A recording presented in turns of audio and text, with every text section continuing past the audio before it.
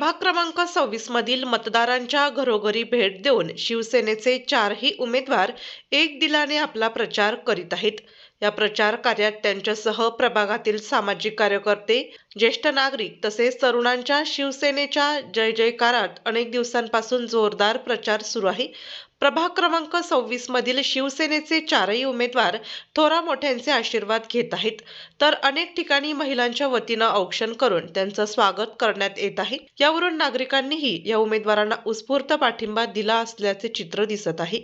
मागील पंचवार्षिक काळात केलेले विकास कामे तसेच प्रशासकीय काळातही उपमुख्यमंत्री एकनाथ शिंदे यांच्या नगर विकास खात्याच्या माध्यमातूनही कोट्यावधी रुपयांची केलेल्या भरघोस विकास कामांसह अनेक वर्षांपासून करत असलेल्या आपल्या सामाजिक कार्याच्या जोरावर हो घातलेल्या नाशिक महानगरपालिकेच्या निवडणुकीच्या निमित्ताने सुरू असलेल्या प्रचार कार्यप्रसंगी माजी नगरसेवक भागवत अरोटे, माजी नगरसेवक मधुकर शेठ जाधव यांच्या सूनबाई नैना निलेश जाधव, माजी नगरसेविका हर्षदाताई गायकर, ज्येष्ठ सामाजिक कार्यकर्ते निवृत्ती अण्णा इंगोले यांनी आपले मनोगत व्यक्त केले।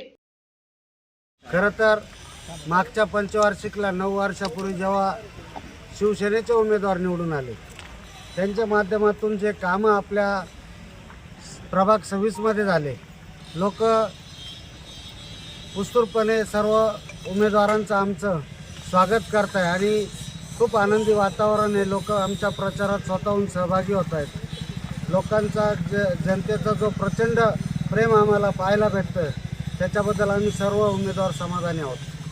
आपण बघितलं असेल 2017 मध्ये आम्ही निवडून गेलो। या प्रभागात कुठेही रस्ते नव्हते, ड्रेनेज लाईन नव्हत्या, पाण्याच्या पाईपलाईन नव्हत्या, पाण्याची समस्या होती।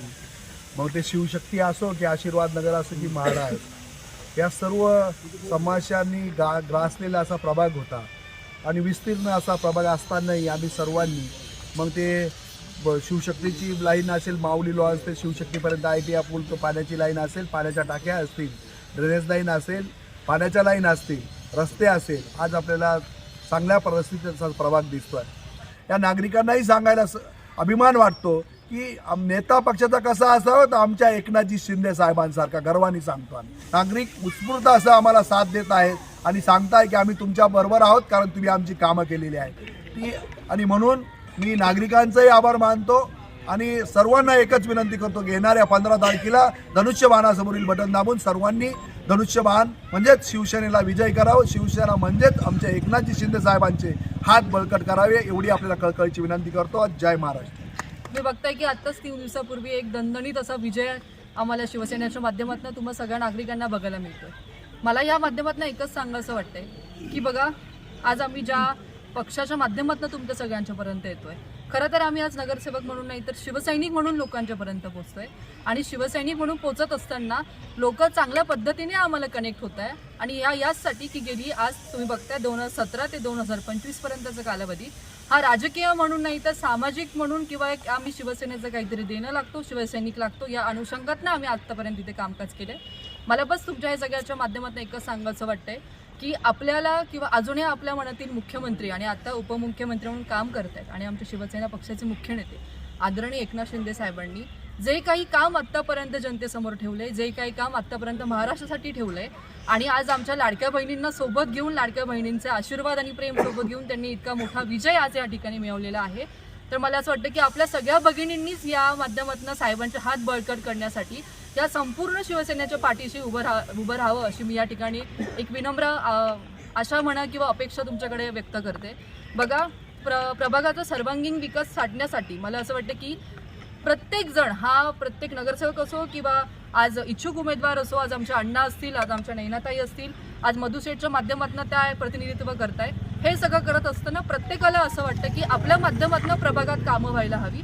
पण ही कामं जेव्हाच होतील जेव्हा संपूर्ण पॅनल विजयी होईल, जेव्हा संपूर्ण शिवसेनेचे नगरसेवक विजयी होतील, तेव्हा कुठलेही मतभेद न राहता प्रभागाचा सर्वांगीण विकास होईल। आणि तुम्ही बघताय की 2022 पासून आम्ही माजी नगरसेवक असताना देखील या सगळ्या गोष्टींचा विचार आदरणीय एकनाथजी शिंदे साहेबांनी केला आणि प्रभागातील लोकांच्या समस्या सोडण्यासाठी त्यांनी त्यांच्या नगरविकास विभागातून प्रचंड निधी आम्हाला दिलेला आहे आणि याच्यासाठी हे सगळे नागरिक साक्षीदार आहेत।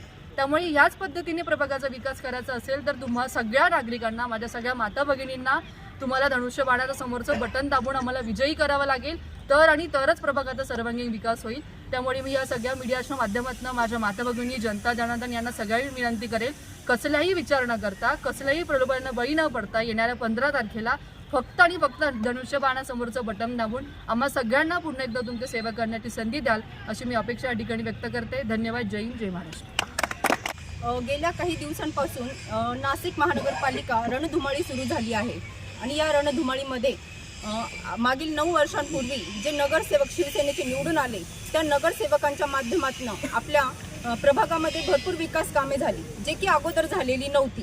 जे मळे परिसर असो, कुठलाही परिसर असो, त्या तिथे कामे अजिबात झालेली नव्हती. पण ही जी कामे झाली आहे ही आपल्या शिंदे साहेबांच्या माध्यमातून झाली. 2022मध्ये प्रशासक लागू असताना सुद्धा आपल्या नगरसेवकांनी शिंदे सेनेच्या माध्यमातून ह्या प्रभागासाठी निधी मिळवून आणि त्यांनी हे कामे करून आज आपले रस्ते बघू शकता तुम्ही, पाण्याची व्यवस्था बघू शकता, लाईट बघू शकता. ह्या सर्व कामांमध्ये खूप चांगल्या प्रकारे सुधारणा झालेली आहे. पूर्वीचे रस्ते अतिशय खराब होते, जागोजागी खड्डे होते. ह्या रस्त्यांमध्ये सुद्धा आपण काँक्रिटीकरण करून चांगल्या उत्कृष्ट दर्जाची कामं आपण ह्या प्रभागामध्ये केलेली आहे. आणि ह्या निमित्ताने मला हेच सांगावंसं वाटतं ह्या सर्व जनतेला की त्यांनी जसे मागेही सुद्धा ते शिवसेनेसोबत होते, ह्याही वेळेस त्यांनी शिवसेनेसोबत राहून आपल्या सर्व पॅनलला विजयी करावं, ही मी त्या माझ्या माता बंधू भगिनींना आणि मायबाप जनतेला विनंती करेल. धन्यवाद. या प्रचार कार्याप्रसंगी प्रभागातील विविध क्षेत्रातील सामाजिक कार्यकर्ते, ज्येष्ठ नागरिक, शिवसेना पदाधिकारी, कार्यकर्ते मोठ्या संख्येने उपस्थित होते. या बुलंद आवाज सुनाचा शिवसेनेचा